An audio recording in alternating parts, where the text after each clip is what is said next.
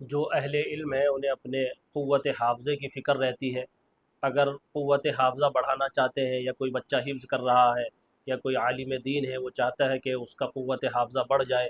اور اگر عمر کی اچھے خاصی حصے پر پہنچ گئے ہیں یا جوانی کے اندر نسیان بہت ہوتا ہے، بھول چوک ہوتی ہے، بہت زیادہ بھول جاتے ہیں، مطالعہ کرتے ہیں بھول جاتے ہیں، یا پھر دنیاوی کام کوئی بھی ہے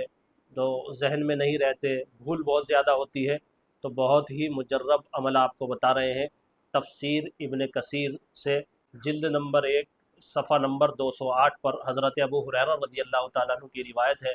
کہ آیت الکرسی کو اپنے بائیں ہاتھ پر یعنی لیفٹ ہینڈ پر لکھیں زعفران سے،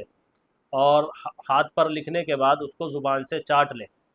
یہ لکھنا جو ہے بول پین سے نہیں لکھنا ہے، انک والے پین سے نہیں لکھنا ہے، اسکیچ پین سے نہیں لکھنا ہے۔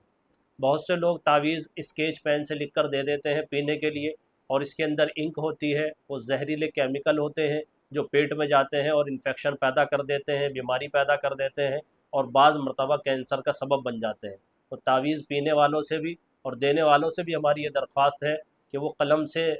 روشنائی سے، انک سے تعویذ نہ دیں پینے کے، بلکہ زعفران سے گلاب جل کے ساتھ لکھ کر دیں۔ اس سے چہرے کا رنگ بھی صاف ہوتا ہے اور جسم میں اور بھی قوتیں پیدا کرتی ہے زعفران۔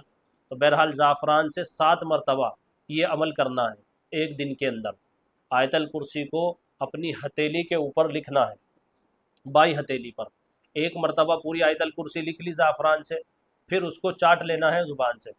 دوبارہ پھر لکھیں، پھر اسی طرح کریں، 7 مرتبہ یہ عمل دوہرا لیں ایک دن کے اندر، چند دن کرتے رہیں، انشاءاللہ آپ کی جو حافظے کی قوت ہے وہ بھی بڑھ جائے گی، اور اگر بھول ہو رہی ہے، نسیان طاری ہے، تو وہ بھی جاتا رہے گا۔